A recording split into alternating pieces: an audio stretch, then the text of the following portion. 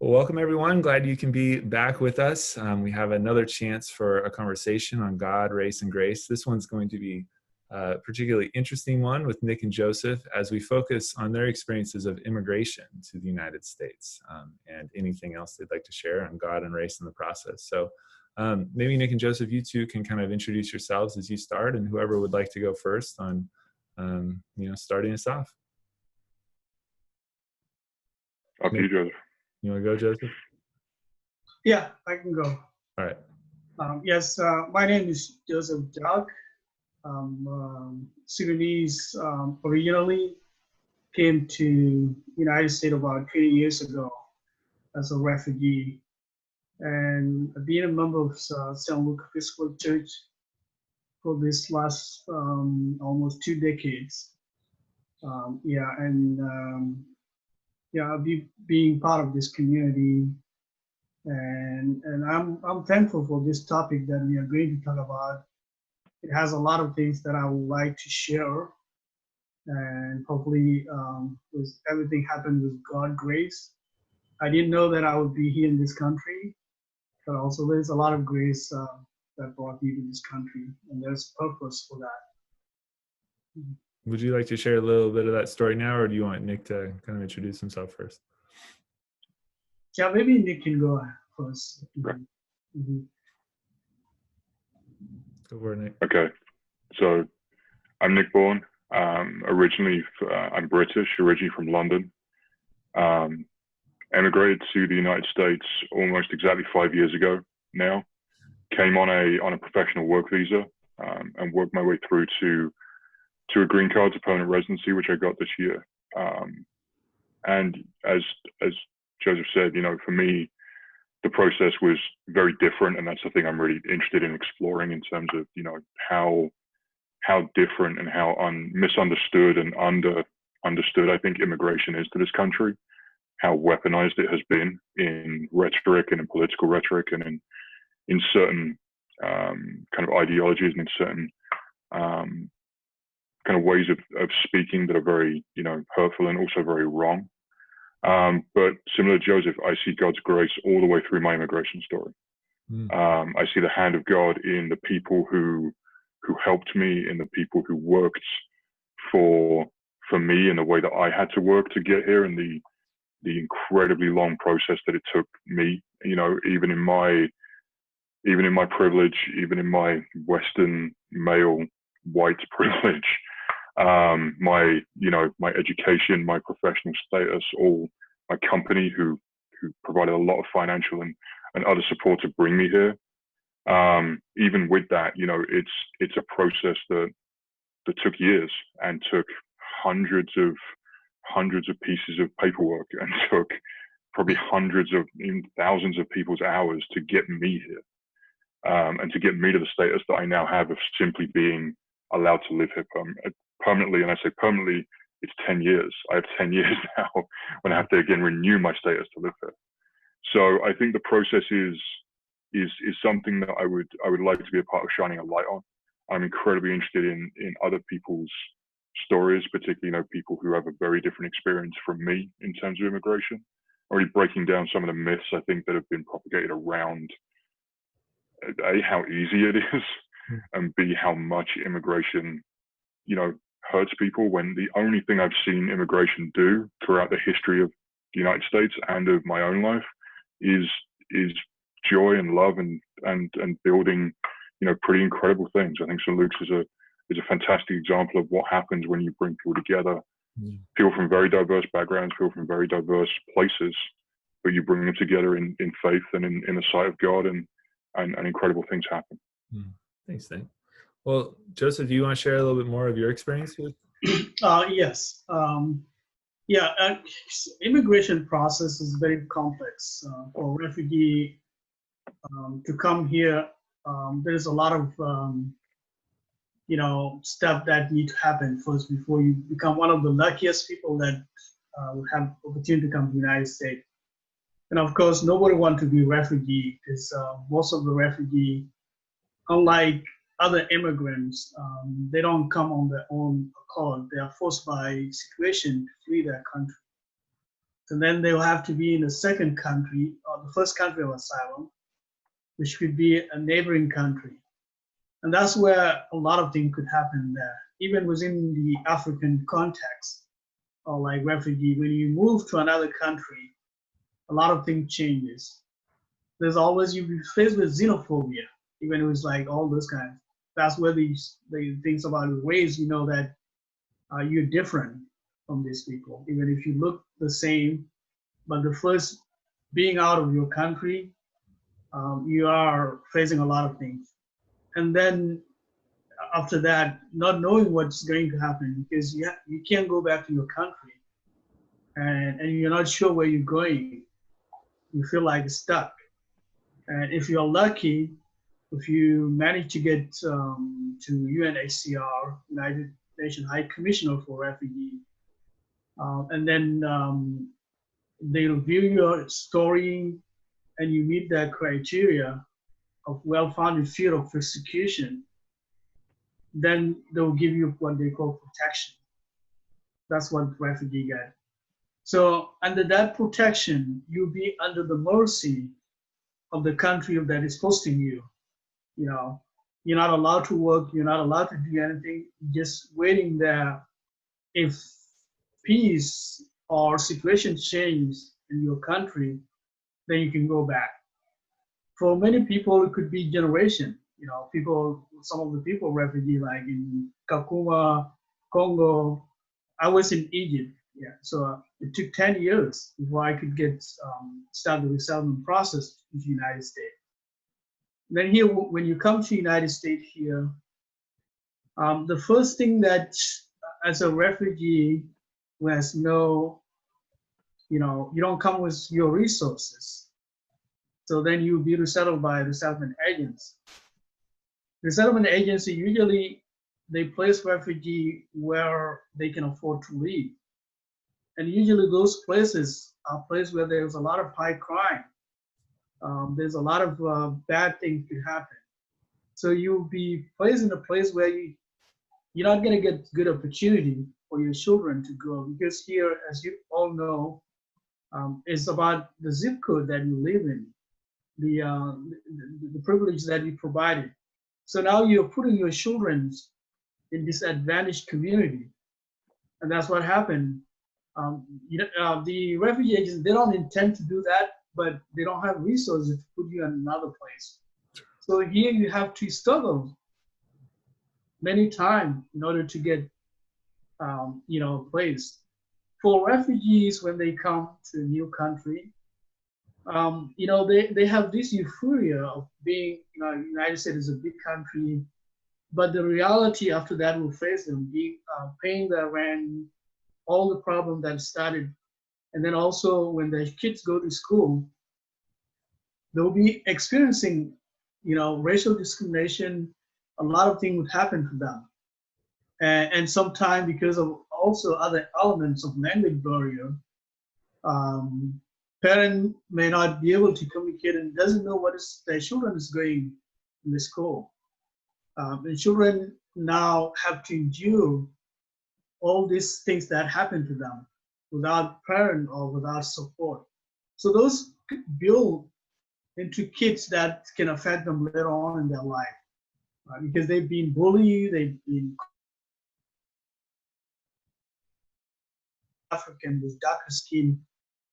They have also another problem of the racial discrimination that happened to them. And then automatically with what is happening in our country, United States right now, with the people of, refugee from Africa has a lot of disadvantage in this community. And if you add to the rhetorics of, politicians, what they say recently is appalling to hear that, there are places called place of, that word is asshole countries. For us, it's not that. It's a garden. It's a beautiful place. We just been posed by a situation of war.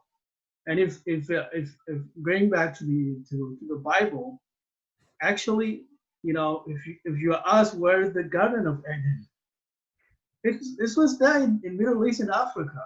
The Garden of Eden is there, like the river Gihon and Euphrates.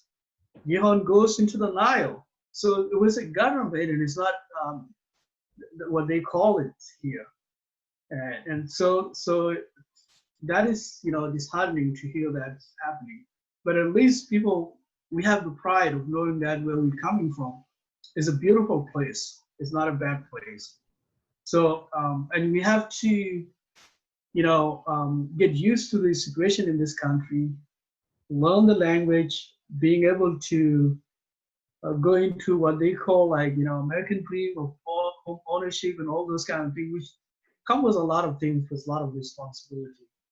So, a refugee coming from another country, they go through a lot, but they don't fail. Many of them, they have the goal to succeed. They invest in their children, despite all this disadvantage their children are facing. They invest in their children. Children go to colleges. So a lot of kids who came from this one, they went to many good colleges. Although they didn't have the flame level was not like the same with other kids, but they struggled and they go there. And many other refugees are productive member of the community. It's not like what they say that they're just coming and taking from the government. They're actually giving. They bring their beautiful foods, ethnicity, diversity that can enrich the culture. If you stay away from the stereotyping of refugees that are coming from this lazy, they don't want food. No, they are people who are determined because they've seen a lot. I'll stop there. Thank you, Joseph. Nick, what would you like to share about your experience? I think so many things stood out to me from what Joseph said, and it's, just referencing my own experience, but the choice that I had, the agency that I had all the way through the process. I wasn't, I pushed for, and I had very supportive kind of people within my own company who I could, who I worked with, but it was my choice to move to the United States specifically. I took that choice, and I was afforded that choice. I wasn't running from anything. I was trying to, from my point of view, experience a new culture, one very close to my own, but something that's still, distinct and different. But, hearing the process that Joseph went through, and, even comparing it to my own is there really is no comparison. But the thing that stands out to me is how I think, people, I think of immigration as people just kind of looking down the list, like, which country would you like to move to? I'd like to go to the United States, please. Okay, get on this plane, here you go, and you arrive, and you're, Right. all these things. It just doesn't, in no circumstances does it work that way. Not even not in my privilege. That's one of the things. I had all the financial support. I had a top tier immigration law firm who were working on my behalf, filling out most of my paperwork. I pretty much just had to sign my name at the end. I had to give them the information, obviously, and write out, pages and pages about myself. And I had to submit, it ended up being, I think, 18 or 20 pages. And it's basically the most detailed resume you will ever produce of yourself. And it is justification over and over again of why you deserve to live in the United States. Why should the United States grant you the ability to work, something that's so fundamental to life, to income and all those kind of basic things, as Joseph, housing, all those things are basically, they all come from the ability to be here and to work and to earn a living and to do the things that immigrants, no matter where they come from, want to do. Immigrants are, it's such an involved process, and you have to work so hard to get here that I think people who categorize immigrants as lazy, I honestly have laughed when people have said that. It is so much work. It is so difficult. No matter what process you go through, whether it's visa, whether it's refugee, even at the very most easiest, most privileged end of the spectrum, the work involved, it took me over a year from the first conversation I had with our HR and with the legal team about moving to the United States to getting my visa issued. And that was that was a work visa. So it took over a year of work. In me living in the UK, it was over a year of work to get to that point where I could move here on a 3-year work visa. And that's how I first came here. And I came here, as I said, I had all the support in the world. I had a moving firm that was paid for by my company. I had a stipend that was given to me by my company. I had a month of company housing while I found an apartment that was afforded to me again by my company. It's such a different experience of, you know, the soft landing that I had in coming to this country. And I think as Jojo kind of maybe alluded to, like the children coming into this country as refugees cannot take off their status. I think that ties back into some of the stuff that we've heard in the last few weeks and actively heard, but this is what we've heard for generations and for hundreds of years in this country, which is people of color cannot, you know, black people cannot take off their skin. You cannot take off your accent to a certain extent. You can't take off how well you speak English. You cannot take off this you know, this thing that people see. And I think if I close my mouth and walk down the street, I'm an American, you know, and that's a really, it has always made me uncomfortable that my assimilation into this country was so easy. You know, it felt hard. It wasn't like staying at home and doing nothing. People, you know, people who don't step out into these kind of things don't have those experiences. And I truly have, as I said, felt God in a lot of my journey. But my journey was made so comparatively easy. And I think as I look to, you know, just to provide some form of education to people in a wider context, that even for me to live in this country and to work and to be allowed to work in this country permanently, as my status now says, it took over 6 years of work, or almost 6 years of work. And I had to renew my visa twice. I had to then apply for the green card on top of that visa while hoping that my visa wouldn't run out while my green card was processing. And if it was, I had to apply for a separate thing that would keep me here, but I couldn't leave the country because if I did, I couldn't get back in. There's all these rules that people don't, I think, appreciate when the topic of people pouring over the border. And that's a very specific thing to our, you know, to our closest border, to our southern border. I think when people in the United States talk about this, but in terms of people emigrating to this country for a better life, often it's not a choice. Often it is a forced necessity, and those people are driven by that necessity into working far harder than I think even, you know, anyone would really give them credit for. And I think it is such a fallacy to talk about a lazy immigrant. No immigrant is lazy. You can't get here by being lazy. If you're lazy, you wouldn't be anywhere near this country in any form, in my form, in Joseph's form, and in any form of the people who form the congregation of St. Luke's. That it is out of struggle that we have arrived here. Different struggles, different experiences, very different experiences. But I think what brings us together is a will and a determination to make a better life for ourselves, no matter what we started from. And again, my privilege gave me a life that was very different from Joseph's former, you know, previous kind of life where he has come from.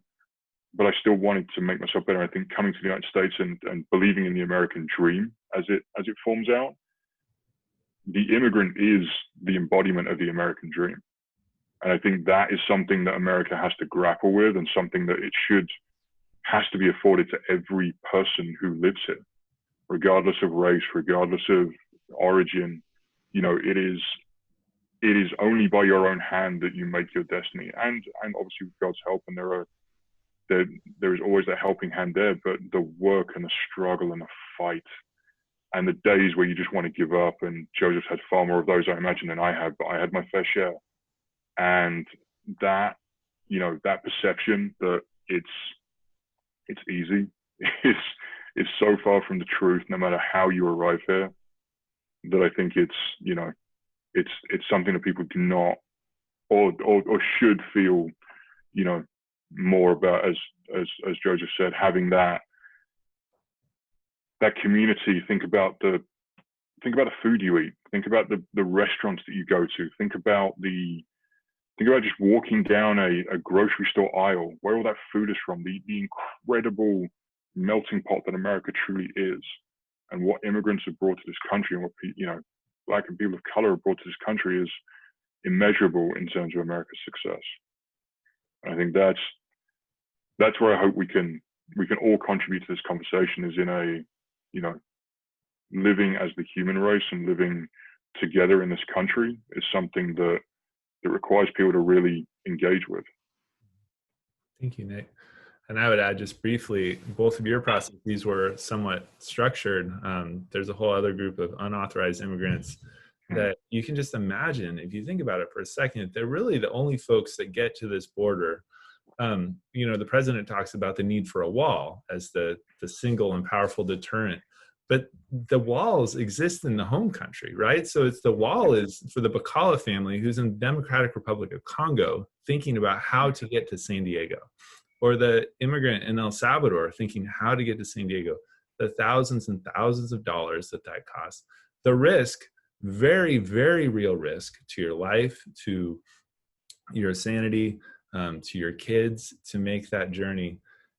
There's a natural filter already that the people who arrive here are the bravest, have the most nerve, are some of the most intelligent people around the world that can even get here, right? So there's this filter that we're getting this natural group of the best, literally brightest, most courageous people around the world, and then to give them the welcome that we do is not only shameful, it's just so strategically a poor decision just for the welfare for our country. So, but Joseph, would you share kind of your reflection on where God has fit into your experience of immigration, or as you see those brothers and sisters who have also experienced the process of moving here as a refugee? Where have you noticed God working in all of this?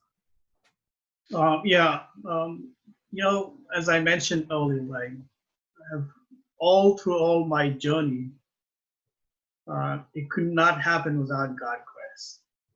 From the time that I filled the form to come to the United States, and from the time that I learned it in the United States, I always feel lucky compared to the other who have no place to go. And I kept my faith in, God has brought me here for a reason. And even if I don't see what reason, it could be maybe my kids or my kids' kids would one day do something here in America. And also at least would change how people think about the other country. Because we are all humankind. When we talk about race and all this, there's only one race. There's only the divide of this king. We bleed the same red blood. Nobody have like different blue or black blood. We have all the same. We may look different from outside, but if you look in, from all the anatomy and all this, it's the same human being. We're not gonna go until we start treating each other closer. That way we really experience God's grace. But for me, I've seen God's grace in many ways. From the time that I came here, it was not easy, and it's not only for me, even for Nick, person who have all the some well-planned company that can help. Just dealing with the immigration paper alone can be frustrating. You have to spend a lot of money on lawyers. And something that you don't even need to do that because you are a professional. You have the skill. You come to contribute, and it's even a loss for your country of birth, because when you have all this brain coming here, who is benefiting? It's the United States. The birth country is not benefiting, except from the brain drain. People will come here, but still they make it harder for it. I understand, the country needs to regulate the immigration process and all those kind of things. But there are certain, real things. Not everybody that is coming here has criminal intent. People come for a different reason. People are coming to contribute. people are fleeing, and they just need a chance. Even Jesus fled when Herod was killed. He was refugee in Egypt. Mhm. So, and it's grace that is forming this relationship until all the human beings understand that all of us, we are mankind and we live together, and we have to treat ourselves the way we wanted to be treated. That's the bottom of everything, for humanity and for civilization to go. There's a lot of horrors in history, a lot of how people mistreated themselves, but I think sometimes I just see some glimpse of hope that this is not going to be with things lately was happening with George Floyd killing, and everybody stood up because unless you don't have guts to see what happened to him, that you can't react to what happened. You see all the humanity and everybody start standing up for the people. If you're silent is not an option anymore. You have to do something. You have to tell your brother that this is not how you want yourself to be treated this way. So I think that's how we can. So for me, my family, there's a lot of grace. Even my mom always, when she talked, there's a story that I've memorized right now. How that she saw, God, and you say if somebody asks who saw God, she say I'll raise my hand. It's not literally because I saw God, but what God has done to me. Being in the middle of all the Civil War, coming all the way to the United States and being able to live with my, grandchildren and my son is amazing. So, and also I'm lucky to have her with me here. So there's a lot of grace and also being in the community of St. Luke that has welcomed refugee. That is the same mission that I have in my heart. I wanted to, in what way that I'm able to give and help refugee through my career when I was looking for IRC. I have resettled many refugees, helping for resettlement of refugees from not only Sudanese, from all over. And every time I go out, they still remember. I see some of them are very successful, have their own businesses, and doing quite well and contributing to this community. So all in all, God's grace is always there, and despite all these difficulty, things happen for reasons. Thanks be to God. Nick, do you have anything to offer about where you've seen God at work in all this?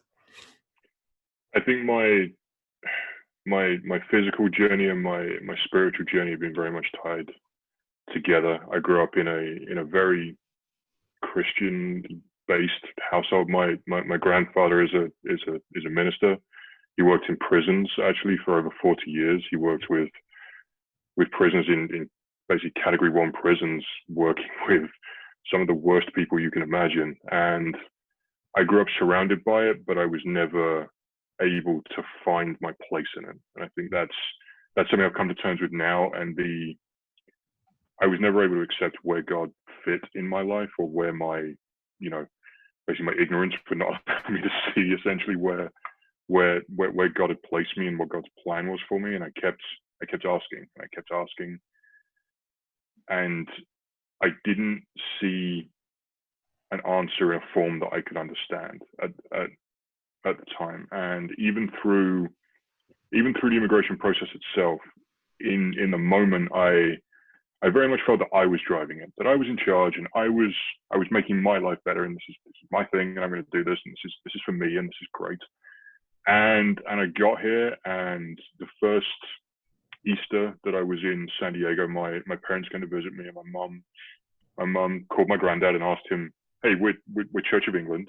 Which church should we go to?" Because I wasn't active in terms of going to church when I first arrived.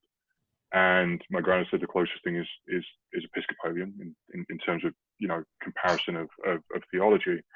And she took me. We went to St. Paul's Cathedral in San Diego, and we went, and I went a couple of times kind of without her, and I actually ended up in an amazing relationship, which is very grounded in faith. And actually, our joint faith and my faith has grown immensely through my relationship. And it was there that both I had the experience of seeing and feeling God truly for the first time, and that not necessarily for the first time, but in a physical sense and in the way that people talk about an experience of God. And I don't think that could have, God brought me here to give me that experience. And I truly believe that this, as I look back through the many knife edges that the many roads, the many forks, the many near misses, and the many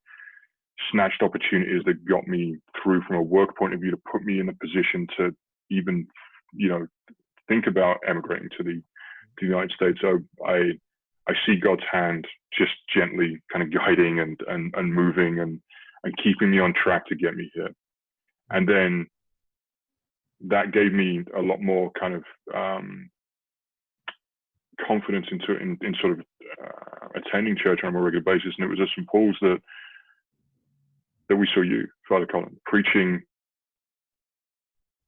And again, God put us in that place to hear you and to bring us to St. Luke's. I truly believe that in the St. Luke's congregation, I have seen a lot of what, we've described here, both my place as a very well accepted outsider in this country, but as someone who has to be an ally of people who I can relate to far more than I would have done without this experience. Mm. And I think that God put me in this process, in this position to give me that perspective of a very privileged version of a struggle. I cannot ever pretend to compare, but what it has given me is a real, desire to help people in a way that I always had a baseline for, but I never had the active kind of drive to fulfill. And I truly believe that that's God's work in me, and my work for God will come from this place. And I think that's my very personal story of finding God. My struggle was not one where in the process I cried out. It wasn't immigration that drove me to that point, but I think there was certainly a journey, and looking back, the perspective that it's given me has put me in a much better place to do good for more people than I think I would ever have done had I stayed, again, as Joe said, in my home country and worked in a way that was reductive and not progressive in terms of my place. And I think I truly thankful to God for that, because it has freed me in so many ways from that self kind of aggrandizing, that self kind of importance that I think so many of us fall into. I'm still very susceptible to it, but I think it has given me far more perspective on how and where I can be of service. Good job, God. Well, we are running short on time, but Joseph, is there anything else you were hoping we talked about today, or anything else you'd like to add? I would like to close with some quotes, but also I wanted to just say about Martin Luther King dreams of the day when people will be judged by not by the color of their skin, but by the contents of their heart. Mm-hmm. I'm still dreaming for that day to come also. Mm-hmm. But also I love a quote from Reverend Billy Graham. Mm-hmm. He said, the closer the people of all races get to Christ and his cross, the closer they will get to one another. So I would like to conclude with that. Thank you. Yeah, Christ as the ultimate reconciler. Thank you. What about you, Nick? Anything else you'd like to add?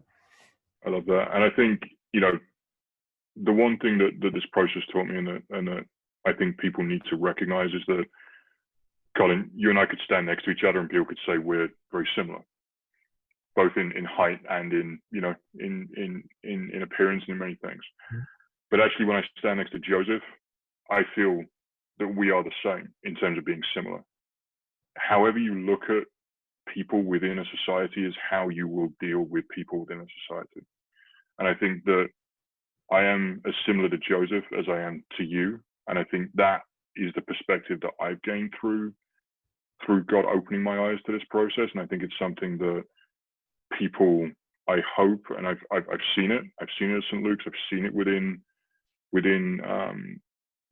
that, particularly that congregation. But I've seen it in my family. I've seen it in my partner's family. I've seen it in so many people who live with that as the grounding thing in their lives, that we are one race. And there is, for as much as you would, as people would like to divide us, there is much more that brings us together than there is that divides us. Mm-hmm. I think if you look for it, and for me, I went through this process and I found a way that I was more similar to Joseph than I am to the white people that I see next to a church, because we're not from here. And that makes us in a way more similar than I am to someone who grew up in this country. And it only comes down to like cultural references and the things that we watched and the things that we experienced growing up. We're not the same, but in so many ways we are. We don't have to have the same cultural background to be children of God and productive and harmonious members of this society together. And I think that's kind of thing that I want to keep top of mind, and I want to kind of help as many people as possible to understand, is that there are far less differences than there are similarities between all of us.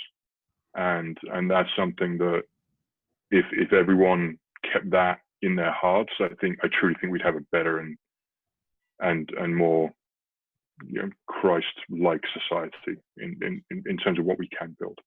Yeah, it's hard because as Christians, we are, believe we're all made in the image of God before Christ. We are all the same and same as beloved as everyone else. I think what's complicated is our society has not seen people in the same way, and history then and institutions and individuals have treated people differently, and probably will continue to, because humans do a good job of keeping each other in different categories. So we as a society also have to figure out a way to treat each other justly, but equity and equality are going to be two important words with important distinctions in the time ahead, because privilege has given some of us, like me, a big running head start. And so though it is true that God sees us all in the same way and loves us all the same, and I think that's something as Christians we need to remember and live out as much as we can, we also as society have to figure out some way to start to make up that huge head start I had and others like me had. So